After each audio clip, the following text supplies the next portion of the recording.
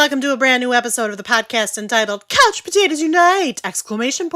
Which is based on a blog of the same name, even if and when our panel of united couch potatoes no longer wants to try to get away with murder. Uh-oh, foreshadowing. My name is Kylie and I love TV. If you feel the same, keep listening and or checking out our website, couchpotatoesunite.wordpress.com, as you're bound to find some common ground or something you like. For at Couch Potatoes Unite, we're all about the wonders and the unique long-form storytelling of the small screen. CPU, ! Hopes you've been following releases of brand new episodes of the podcast on Wednesdays, as well as new blog entries on some Tuesdays, and as always, we have several more new episodes on the way. Because the panelists and I have lives behind our podcast, the episodes are published once per week. Subscribe to the blog or the podcast via iTunes, Stitcher Radio, and via Google Play to stay on top of brand new episodes. Episodes already published discuss a variety of shows around the water cooler, including, but not limited to, Unbreakable Kimmy Schmidt, Marvel Agents of S.H.I.E.L.D., New Girl, The Vampire Diaries, The Originals, Orange is the New Black, Supernatural, Gotham, Once Upon a Time, The Good Place, Grace and Frankie, Fuller House, Game of Thrones, Broadchurch, Stranger Things, and the DC Television Universe or Arrowverse on the CW. Plus, new episodes are in the works, including revisits for Doctor Who, American Horror Story, A Series of Unfortunate Events, The X-Files, and the Marvel's Defenders panel will talk Season 2 of Jessica Jones. We'll be launching new panels covering Sense8, iZombie, The Crown, Schitt's Creek, and Will and Grace. And because we look back at shows now past, we'll be looking back at one of our most popularly requested panels of all time, Friends, I Swear It's Coming, as well as a one-and-gone series called Battle Creek. By the way, did you know that CPU also from time to time goes live? We've been live from the Bunker, comedy outlet Mondays at Dog Story Theater and Grand Rapids Comic-Con, and we're planning more live appearances and other cool stuff. So make sure you like or follow us at our Facebook page, our Twitter at CPU Podcast, our Instagram at Couch Potatoes Unite, or subscribe to the blog, our YouTube channel, our iTunes channel, our Stitcher Radio channel, or find us on Google Play. In the meantime, if you don't hear your show in this podcast format, fellow panelists and I still write reviews and we always seek new panelists. So if you have any interest in joining the discussion, say hello by finding us at any of those outlets I've mentioned. At the very least, stop by and leave us a thumbs up, comment, or review. We like feedback, just don't murder us. Simple enough, I think. Today we return to a new feature on CPU. Our humble little podcast from Grand Rapids, Michigan has been going for about 3 years, and as always, we will be covering many more shows and introducing many more panels as time progresses. Yet, as probability might allow, there are also going to be times when we stop ongoing coverage of a show, mainly because not only are no new panelists interested in it anymore, but even the panelists who have been talking about it on this humble little podcast have lost interest too, for whatever reason. Has the show declined in quality? Has the story gone off the deep end? Has something happened that is so offensive to our intrepid viewer they cannot bring themselves to keep watching? A combination of several or all of these? Or is there a creative or unanticipated reason why our panelists simply do not want to keep going? You might have heard the phrase when referring to people who stop watching shows for some cataclysmic reason or over some keystone event, jumping the shark. Jumping the shark, of course, refers to when a TV show or something that was once popular no longer warrants the attention it has previously received, particularly when attempts at publicity only serve to highlight its irrelevance. The idiom jumping the shark is pejorative, most commonly used in reference to unsuccessful gimmicks for promoting something. It is similar to past its peak, but more specifically suggests an unwillingness to acknowledge the failing. Originally, the phrase was used to describe an episode of a television comedy with a gimmick or unlikely occurrence desperately attempting to keep viewers' interest. Moments labeled as jumping the shark are considered indications that writers have exhausted their focus, that the show has strayed irretrievably from an older and better formula, or that the series as a whole is declining in quality. Popularized by radio personality John Hine in the 1990s and early 2000s, the phrase derives from a scene in a fifth-season episode of the sitcom Happy Days, in which the character Fonzie jumps over a shark while on water skis. This was deemed a ratings ploy, for it was outside the original thrust of the sitcom. Well, today we continue our Shark Jumpers Anonymous feature, wherein, even though a show might have life left in it because of network renewal, our podcast panel simply does not have the interest to keep talking about it anymore. This series is an interview-style feature where panelists must answer pre-written questions to explain why they have stopped watching the show at hand or why they haven't yet. if applicable. If there are any panelists left standing at the end of the interviews, they will have the opportunity to return to CPU a final time once the show has officially ended to reevaluate their decision to keep watching and to justify whether or not doing so was really worth it in the end. Our second show on the chopping block for today's episode, How to Get Away with Murder. CPU last covered HTGAWM following Season 3 in July 2017. On this panel, the constituent members, namely Kristen, Krista, and Eddie, a fourth panelist since departed the podcast for life's greater journeys, were rotating moderating duties. We recorded 3 prior episodes about this show, 1 per aired season through last July. In fact, for a detailed plot summary of those 3 seasons, listen to the prior episodes via our feeds or our website. If you didn't already know, you can click the floating box at the top right of the header, the picture with the couch full of TV watchers, and search for any prior podcast episode or anything you want, really. Following the finale of Season 4, which aired on March 15th, 2018, our panel got together one last time to record our second group of Shark Jumpers Anonymous interviews. Who's still watching? Who made like the Fonz and jumped the shark? Well, keep listening. Hi, I'm Kristen, and I jumped the shark watching How to Get Away with Murder. Hi, I'm Krista, and I jumped the shark watching How to Get Away with Murder. Hi, I'm Eddie, and I jumped the shark watching the show How to Get Away with Murder. Explain how you came to watch How to Get Away with Murder, what made you start, and what kept you watching. I think my sister suggested it to me, and from season 1 was excellent. It was kind of that perfect show in season 1, and I don't think they could ever top it. So my interest kind of waned as we went forward. But the plotting and the structure and everything about season 1, like when you find out the whodunit, you were genuinely shocked, which is something I don't think you see very often. And they had this really cool flashback structure, but they did kind of a repetition. So they did the same thing every time that you were going to go back. So you had a point of reference, which was basically this cheerleader at the pep rally flipping. So that you always knew, oh, okay, we're back to that night now. And then as it kind of progressed, season 2 was pretty good. Season 3, and I believe we're in season 4 right now. Yep. I made it halfway through season 4. I started watching the show because I'm a Viola Davis fan. She's a brilliant actress from stage. She's read very well in movies. So that's what drew me in. What kept my interest for a very long time is the characters that were on the show. And one of them identified as gay, and I identified with him, and they had a couple black characters actually, that were very well-rounded characters that I very much enjoyed. I started watching the show back when it first premiered on ABC about 4 years ago, I think at this point. I loved the premise. I thought it was a really smart idea, and it really hooked me in right away in season 1. And that's kind of what kept me watching. I loved the way that they did the flash forward, so you kind of saw, in season 1, the big who killed Lila, who killed Sam, the big 2 murders in season 1. You kind of got to the end, and you got to saw how they got there to that point of discovering who the killer was. I thought that was really, really smart and something that I hadn't really seen on TV before. But as, seasons 2 and 3 and so on kind of progressed, it kind of lost its magic a little bit. I felt like, they kind of just kept doing the same thing. So talk about what you liked about the show at first. Talk generally or as specific as you want. So what I loved about the show is that they first started the show when you first started it and watching it from season 1, the first episode, it was kind of a flashback on what actually happened, on leading up to it. So there was one main spot on what happened, but every single episode, the flashback got a little farther, and then current time and past time merged, and it was complete, well-rounded, and it was just good writing. The storyline flowed very, very well. And not only did you have a good story, but being a strong TV watcher, you also need good character development in the first season. And they had great character development. They developed the characters so we would fall in love with them. And they developed the show very well. And they had a great storyline. At first, I really liked the storytelling style that they were doing. I liked the flash forwards. It was just very fresh.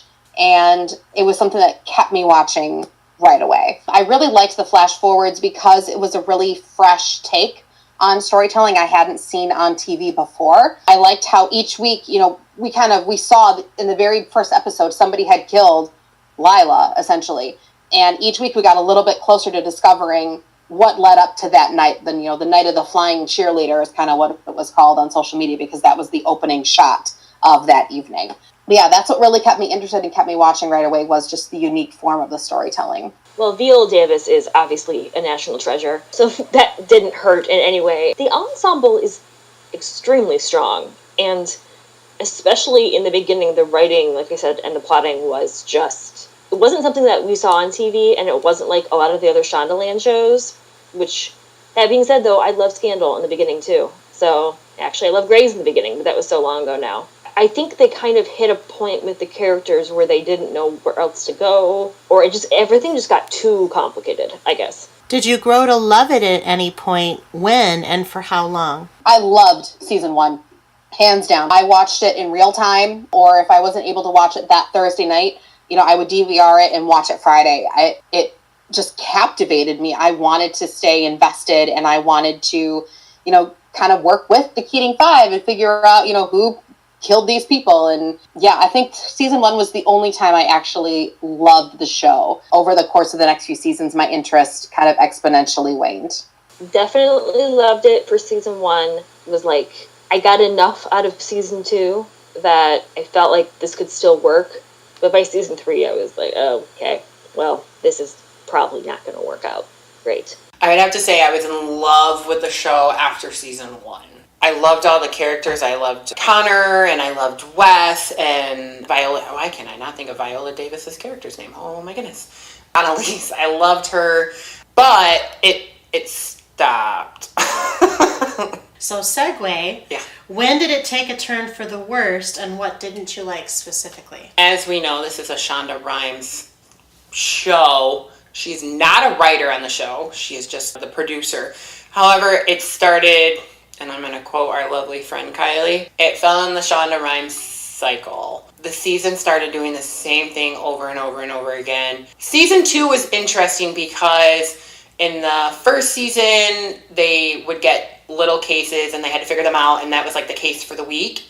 And so like every new episode, it was like a new case. Well, season 2, they had a case, but it kind of ran the long duration of the whole season. I think it was actually half a season, if I remember correctly. And they kind of fell out of that cycle. Like, season 3 showed up, and they're like, all right, well, now we're going to do this, and we're going to do this. And we really don't give a crap that they're law students anymore, even though they're still in law school. But we kind of care about that this person's sleeping with this person's sleeping with this person, which makes for good TV. But it's all of a sudden it turned into, why would he sleep with her? Okay, this is happening. They went there. And things just didn't start making sense. And then, like, a girl died in the first season, and they had to figure out who her killer was. And then a girl died in the second season, and her killer wasn't the same person, but it was like the same person who was protecting Annalise. And so it was just like, okay, you guys have done this. Why are you doing this again? It's almost like they ran out of ideas. And season 1 was so good, and then they got renewed for season 2. It was almost like they were like, okay, crap.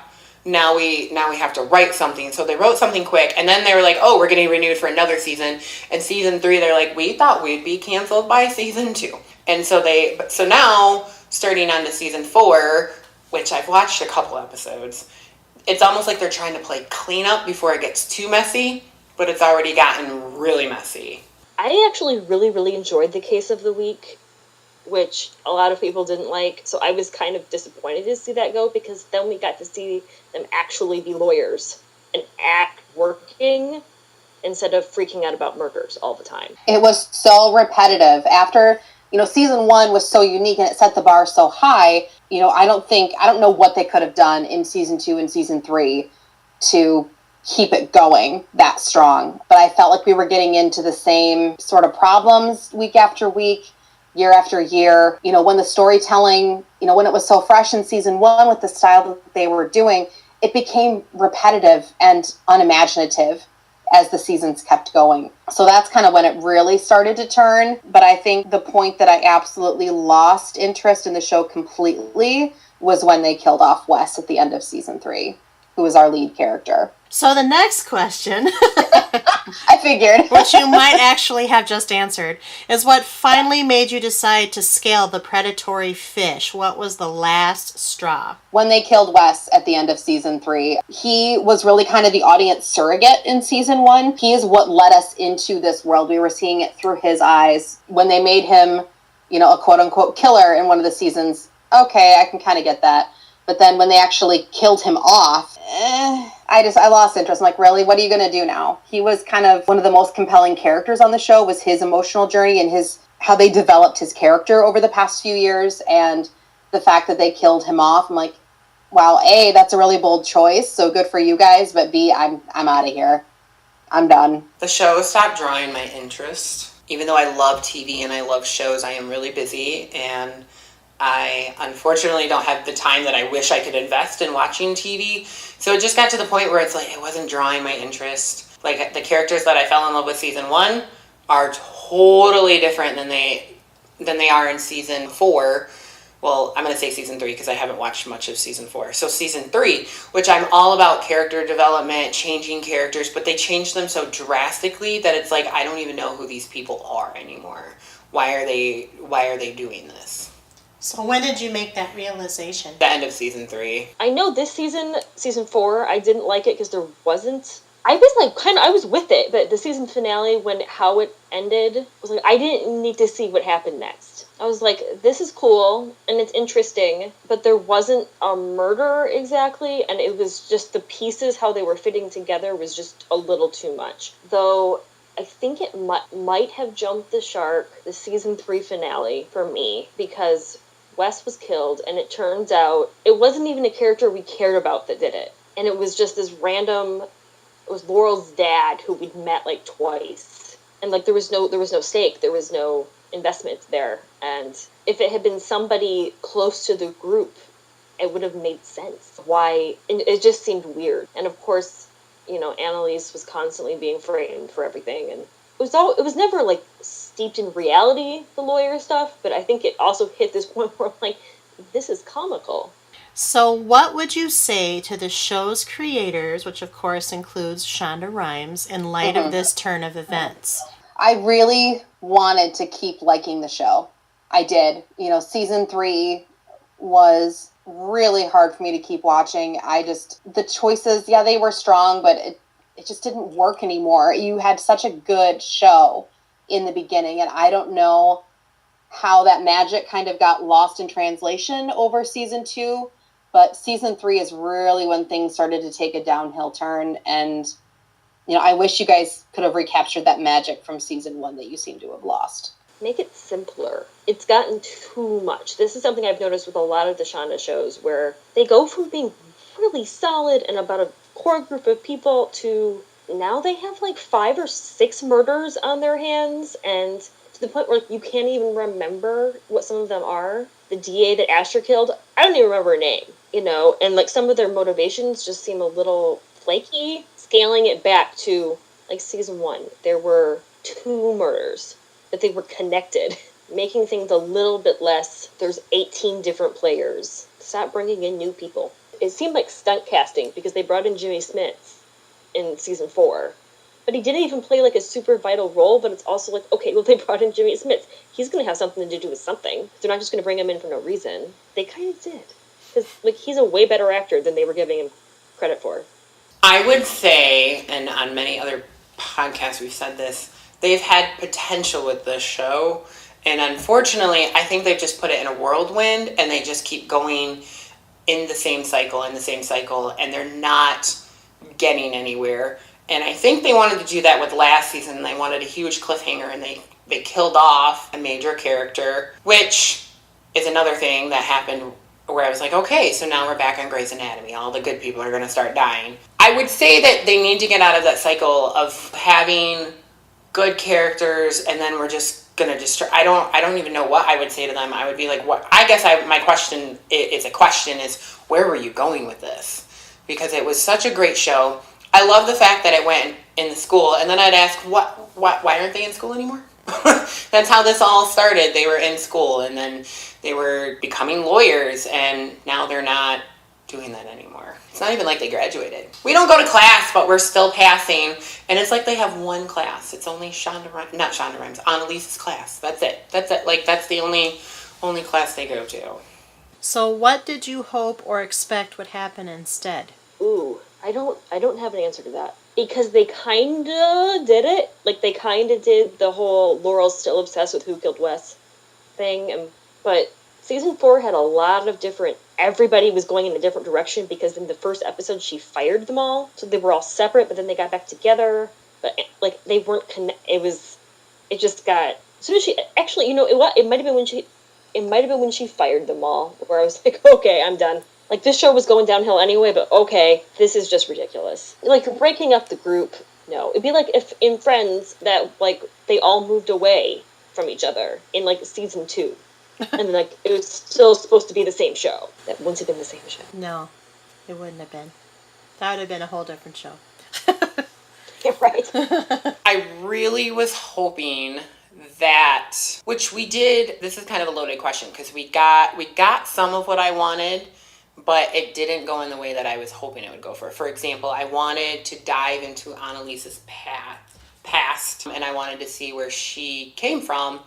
However, they did it in a way where it just left us confused. It's like, okay, that makes absolutely no sense. Why are you doing that? And they just kept putting other layers on top of it, just cover stuff to cover stuff and cover stuff. And, like, for example, Annalise, she knew Wes's mother, but, like, so we didn't know why she chose him. Did she, like, to be on her team? Did she choose him because oh my gosh, like, I owe him? It kind of turned into that sense, but we never got that sense from him. But we knew that she had a close connection with him, and we knew that she knew his mother, but we never found out why she actually put him on her team. I don't really know if I have an answer for that. It's really hard to say what I would have liked to see, since I haven't watched the most recent season. I have no interest in watching the most recent season. I think I would have liked them to really push their creative boundaries a little bit more and maybe try a different spin on their storytelling so it didn't feel stale by season 3. Again, it's really hard to say. There was just so much that I felt was wrong with the season. I don't know what they could have done to make it right. Would you watch anything else by this creator, i.e. Shonda Rhimes, or did this show ruin your ability to appreciate other TV under her umbrella? I'm going to say if another show comes out that sparks my interest, I'll probably give it a chance. But it's going to have to, like, hook me within the first 4 episodes, which I was really harsh with this show. Right out the gate, I was like, oh gosh, this is a Shonda Rhimes show. I jumped the shark on Grey's Anatomy like a million years ago, and it's still going. So yeah, I was really hesitant on this show.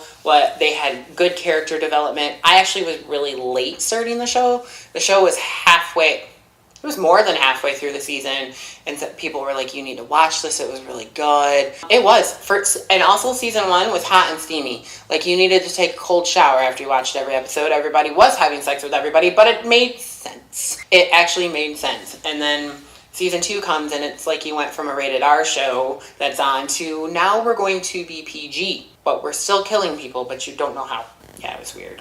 I don't know. I mean, I did watch Grey's Anatomy when that first started, 15 years ago now. I think they're on season 15 coming up. I watched them for a couple of years and really liked it until their storyline started to get really repetitive. Then the same thing kind of happened with this. I know she was one of the producers and creators, but she wasn't one of the showrunners. I don't know. I mean, her show Scandal was kind of good for a while too. That just ended. I know it just ended. Yeah, I started watching that too, and I kind of lost interest along the way. So I feel like I have a pattern with Shonda Rhimes specifically where I'll like it in the beginning, and then a few seasons in, I'm kind of done. It's the same repetitive, soapy kind of primetime drama, and I want more than that. And so maybe just Shonda isn't my cup of tea. It's always good in the beginning. The premises are always strong. The acting is always strong. I still, just because it's been so long, I would consider rewatching the first season or 2 of Scandal when it was actually... But I kind of liked that more case of the week style that tends to happen in her shows for those first season or 2. Same with like Grey's, where there was a new patient they were dealing with every show and they got to touch on different subjects. where instead of it being like a big prolonged arc, I think they struggle more with that. Will you watch cast members or actors in this cast in other projects? Oh, for sure. Viola Davis, I mean, she's incredible. I thought, I'm going to watch her in anything. She's amazing. So yes, hands down to her. I think a lot of the newer, younger cast members that they brought in for the Keating Five, I felt like they really grew. So I would definitely check them out if they were in another show that sounded pretty interesting to me. But outside of Viola Davis, it would need to be a really compelling synopsis to get me to tune into a new show that any of the other actors were doing. Oh, yeah, absolutely. Like I said, she's a national treasure. For sure. Plus, like I said, the supporting cast is excellent. Even, what's-his-face, Matt McGorry, who is an obnoxious bro in every role he plays. But he does it so well. I hated him in Orange is the New Black, but he's redeemed himself. Absolutely. Any specific examples? I'm sure Viola Davis will do another movie here soon. There hasn't been many things that she's done that I haven't liked. The only thing that I can name is she was in Fences. I preferred her better on stage. I actually got the privilege to see her in Chicago. I mean, other than that, I think she's a brilliant actress, and so I will continue watching things from her. I don't really know the other cast members that well. What's his name is from Orange is the New Black. He played the prison guard. And Asher is his name on the show. I mean, he's funny. He's a comedian. I think he has a stand-up comedy tour that's going around, and I would watch that if it hits Netflix or something. I guess my thing is I wouldn't be like, oh, there's a new show and I'm going to watch it and I'm going to jump right onto it. I think I'd wait to hear like how people are responding to it before I jump on it. Do you watch similar shows to How to Get Away with Murder? If yes, what would you recommend instead? If no, will you continue to watch shows like this? So I tend to watch a lot of the mystery shows a lot. I like trying to figure them out. So I also love Criminal Minds. It's one of my favorite shows. There's like a 3 million gazillion episodes, I feel like. So I like watching that show, but I like the mystery of Once Upon a Time. So I felt like it was my fairy tale show and my criminal show all met in one. And that's what season 1 was to me. Season 2 turned into Law and Order, where it just cycled and you never knew what was going on because it was a new episode, it was a new murder, but none of the episodes really linked. They were individual episodes, which that's how Law and Order was set up. Back in the day, if you read the newspaper and something happened and the newspaper was on Law and Order the next week on Thursdays. So, I mean, that's how that show was designed. That's not how this show was designed, and it was really hard to follow. Are you recommending any of those shows you just said instead? I'm sorry. I would definitely recommend, if somebody likes the mystery and the murder-esque shows, I definitely would recommend Criminal Minds. I would definitely recommend Law and Order, the original Law and Order. Now there's like Law and Order and there's a bunch of Law and Orders now. I would recommend the original Law and Order. Good show, strong acting for people that like the mystery shows. Instead of How to Get Away with Murder. I don't really know that there's anything really similar on TV to this right now where it's an ongoing murder mystery every single season. I mean, the only things I can think of are like in the past, like Murder, She Wrote, or, Castle kind of had a little bit of that feel too, both of which those shows have ended. But I really think at this point I couldn't recommend anything similar because there really isn't anything similar right now. Murder shows? Oh yeah, lots of them.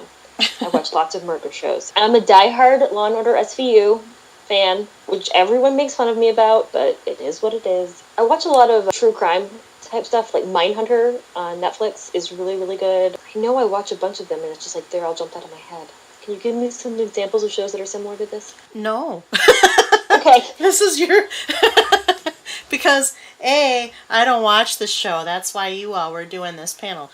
And B, I'm not sure, aside from it being kind of almost a case of the week, crime of the week, procedural-ish show, I don't know that there are many similar shows because... I watch a lot of, I watch all those British murder shows, Happy Valley, Broadchurch, which I love. I love all of them. You're not always in the mood for something super dark. But I do thoroughly enjoy a good crime show. So you recommend other crime shows, such as Law and Order SVU, Mindhunter, Happy Valley, Broadchurch. Absolutely. Fair enough. So, If somebody were to ask you what are the top 3 pros, the top 3 best things about How to Get Away with Murder, and the bottom 3 cons, the 3 worst things about How to Get Away with Murder, what would they be in your mind? Best things are season 1, the acting. All of season 1, just kind of in general. I mean, the performances are outstanding, even up to date. Even though I didn't finish season 4, like I still read the AV Club's reviews, and that was one constant note, which was, even though sometimes the plot doesn't make any sense, the performances are incredible. And the pacing, they know how to land their mark. Sometimes it's a bumpy road getting there, but those season finales, they always land exactly how they're supposed to. And then the worst things, admittedly, they're kind of have underdeveloped secondary characters, but they're around for a lot. Like there's just one character, Nate, who was a big deal, but he's still around, and now it's just like, what's the point? I feel like sometimes they wrap things up too quickly. Like everything has a bit of a bow on it. And then that constant need to change things and make things different when something's already working, which I think was the show's downfall. 3 best things. The cast was very good. I think they did a great job with the material that they were given. The creative storytelling in season 1 was spectacular. And the third thing, I really don't know if there was a third thing that I really liked, so I'll say the production design. to go kind of really far out. The sets were beautiful, the costumes were beautiful, the overall look and feel of the show was great. It was the script that really kind of sucked. So the script was one thing I didn't like. The script got really bad. They made some bad choices in the writer's room. The storytelling, as a result of that, it got repetitive. So that'd be number 2, is that it was very repetitive after a while, and you could kind of see things coming a mile away. And the third thing that I didn't like about How to Get Away with Murder was the fact that it kept getting renewed. I think it's time. I think if they would have given it a limited series run, I mean, they already had, it's only 16 episodes per season, but I think if they would have said, this is a story we want to tell, and we want to do it in 3 seasons or in 4 seasons, and know that from the get-go, I think they could have been better. So yeah, I think the length of the series itself is really hurting it right now. I would say the pros are, I have to say they casted the show pretty well. The cast is really good, really strong, and you can tell they get along with each other. Another pro of the show is I liked where it's set in the setting. I liked that they were in college, that they were fresh. These weren't people that have been doing this, like trying to get like the title says, get away with murder forever. Like they were babies and they're like learning as they go. The other pro of the show for the storyline that you asked earlier is that I loved that we were learning with the cast. I mean, like the characters. Like characters had no clue what was going on and they were learning everything the same time we were. And it was really, really cool. Like they all got the same pieces as we did. So, and that goes back to the writing. I strongly believe that the writers from season 1 did not continue on. The cons, the writing. And even though it was really good in season 1, I think a con is character development. I think they only developed, so there was the Keating, the top 5, and they only developed like 3 of them. Where the rest of them, we had a story on them, but they really didn't mean anything to the storyline in season 2. They kind of were in the background. I know on other podcasts we have actually talked about this. And then in season 3, all of a sudden, like, these characters just show up and they're like a big old deal. And it's like, oh my gosh, who are you? And they like presented it like, duh, you should have all known this. And it's like, no, I don't know this. Character development. I think they lost their potential I think they should go back to what their roots were. A lot of the shows that I've watched that get into season 4, season 5, season 7, they lose people because what they first gain them with, they don't do. I really would like to see them. I don't plan on watching this. I mean, if it goes into 14 seasons, I might one day watch one episode and be like, oh, okay, great. Everything's still the same, and turn it off. I really wish they would go back and go back to the flashback and the present day and just linking them so well together. Like they were linked so well. Like you would be in a flashback and then like you would go to present day and then they would completely meet and it was complete present day and you were just like, I was just like blown away. So yeah, I think they lost their potential with keeping up with the same cycle. they tried introducing too many things into that cycle. I guess, I'm sorry, that's another good con, is that season 1, there was not a lot introduced. You had one major murder, and you had small little things, because they were trying to cover up this one major, like, that was the main focus of everybody, and that's what the people watching were trying to figure out. That's what the people on the show were trying to figure out. Then we thought we figured it out, and they thought they figured it out, and we were completely wrong. And then you got into season 2, where there was just a bunch of different little aspects going on, where you're like, this just doesn't make sense. So, re-summarize your 3 pros and cons. Sorry. Pros are definitely the cast, the character development, and then... You said the character development was a con. It's a pro and a con. Okay. That's probably why it got confused. Yes. Because it's a pro because of how they developed the characters. It's a con because they didn't develop all of them.